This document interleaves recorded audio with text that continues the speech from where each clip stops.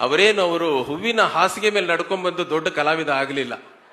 ಎಲ್ಲ ನೋವುಗಳನ್ನ, ಕಷ್ಟ ಸುಖಗಳನ್ನ ಅನುಭವಿಸ್ಕೊಂಡೆ ಅವ್ರ ಮೇಲೆ ಬಂದವರು.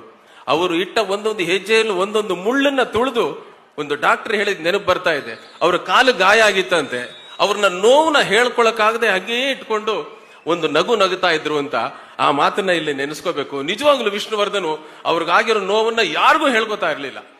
ಅವರು ತುಳಿದಂತ ಒಂದೊಂದು ಹೆಜ್ಜೆನಲ್ಲೂ ಅಡಿನಲ್ಲಿ ಮುಳ್ಳಿತ್ತು. ಆ ನೋವನ್ನ ತೋರಿಸ್ಕೊಳ್ಳದೆ ಆ ಹಿರಿಮೆಯ ಗರಿಯನ್ನ ಅವರ ಕಿರೀಟಕ್ಕೆ ಸಿಗಿಸ್ಕೊಂಡೇ ಬಂದ್ರು. ಆ ಹಿರಿಮೆಯ ಗರಿ ಅವರ ಕಿರೀಟಕ್ಕೆ ಏರ್ತಾ ಏರ್ತಾ ಏರ್ತು. ಒಳಗಡೆ ಇದ್ದ ನೋವು ಅವ್ರಿಗೆ ಯಾರಿಗೂ ಹೇಳಲೇ ಇಲ್ಲ.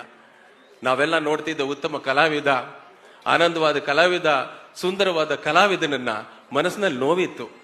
ಅವರು ತನಗೆ ನೋವಾದ್ರೂ ಪರವಾಗಿಲ್ಲ, ಇನ್ನೊಬ್ಬರ ಮನಸ್ಸನ್ನ ನೋವಿಸದೇ ಇರತಕ್ಕಂತ ಒಬ್ಬ ಮಹಾಪುರುಷ ವಿಷ್ಣುವರ್ಧನ್.